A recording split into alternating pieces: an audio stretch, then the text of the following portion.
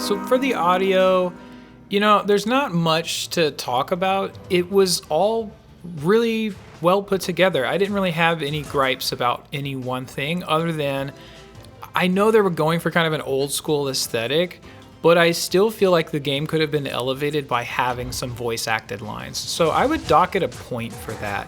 So in total, audio, 4 out of 5.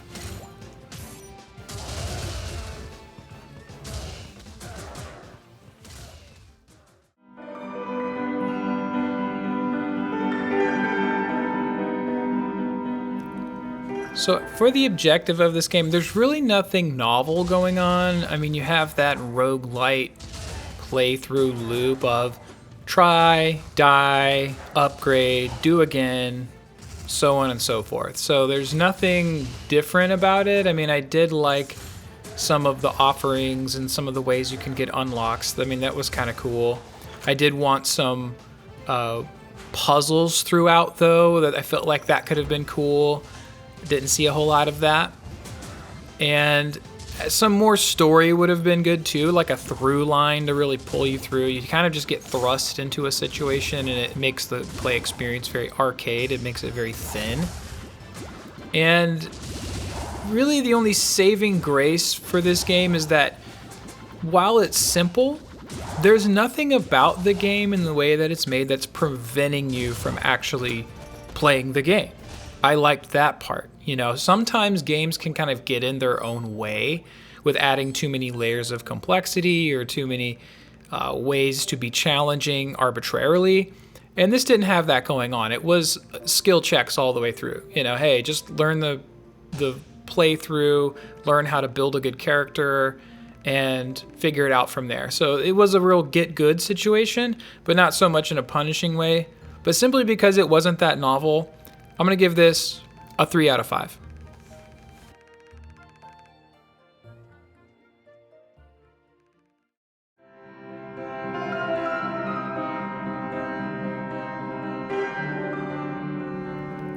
Is there fun to be had in 2026 of a pixel platformer, bullet hell, roguelite type game? Yeah, there is, but at the same time, this is really only fun and entertaining for a first few runs of this. I mean, once you've established what the gameplay loop is, once you realize there's nothing that exciting waiting for you on the next run, it dies off kind of quickly. I say that it especially suffers where your build is bad. I don't know that it really gives you a lot of legs to try out a bunch of builds. All of the skills cost money. All of the spells and things cost money. I mean, in-game currency, thankfully. This isn't one of those kind of games. But there's, I would say, a limiting factor because of that. I mean, you really have to like what the game offers, the roguelite, platform, pixel kind of thing. That really has to draw you in for this to motivate you to pick it up after the third, fourth, maybe fifth run. So because of that, I would give it a 3 out of 5.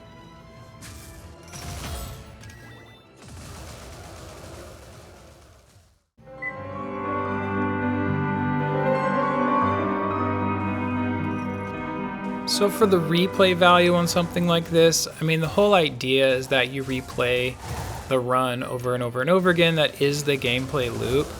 But for me, it's not attractive enough to come back to and do like a full playthrough of. I kind of see this as a good in-betweener game.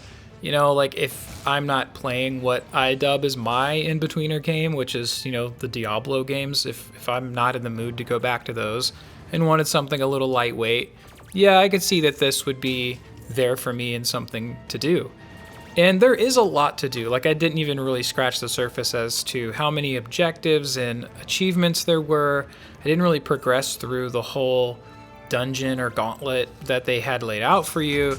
There was quite a lot more to progress into that I just didn't really do. I would say right now, this just isn't for me, and I don't see myself doing a playthrough of this. However, I would say I could come back to it, like I said, in the capacity of an in-betweener game. So because of that and how this works in the backlog challenge, I'm going to grade it a 3 out of 5.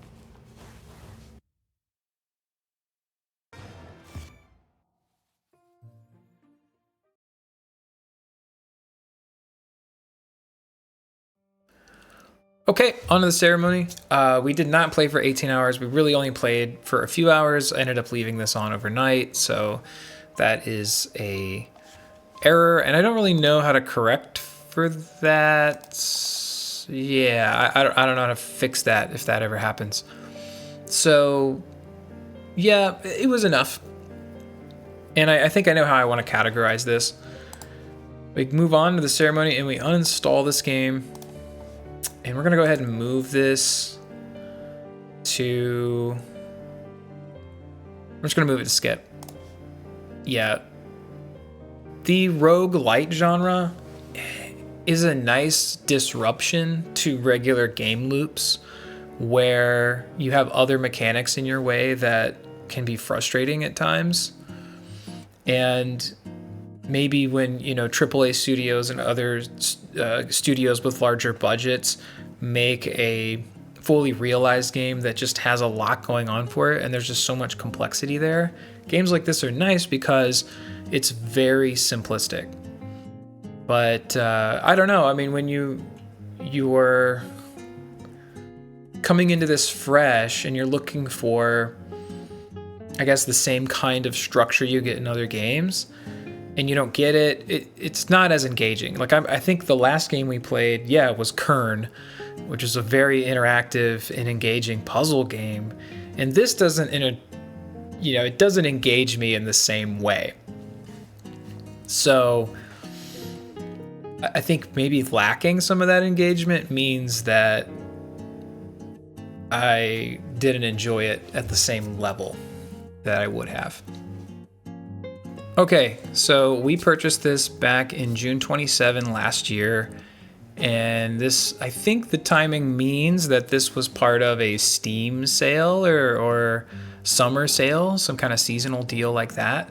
We got the game for $5.17 after tax. Do I think that just sitting down with it for a little bit that we got the value out of it? I would say for $5, a couple of hours of entertainment. Yeah, kind of hard to argue with that. I mean, $5 is sort of a drop in the bucket, and looking at it like $2.50 an hour, I mean, sure, right? I can't feel like we really wasted our money. I think we know how we feel about this, and hey, $2.50 an hour really not wearing me down. Really, no skin off my back. If you did want to pick up the game, you can get it right now on Steam, $16. You can also get a bundle for $24, and they do have a discounted bundle here by adding Crown Trick, which again, another kind of roguelite type game. Looks like there's Legendary Souls that they've bundled into this as well. So lots of different ways to go about this. The soundtrack's available for purchase as well for $8. And, honestly, like, I liked all of the sound effects. Like I was saying, I liked all of the sound effects. I liked the production quality of the game, even though it was styled, kind of 8-bit or whatever. Felt like it moved really well. It sounded really well. The cues were really good. They did really good there. And, the original soundtrack is pretty nice to listen to as well. So that's going to do it for me. Thank you so much for tagging along. Much appreciated. And this is me, Mucho, signing out.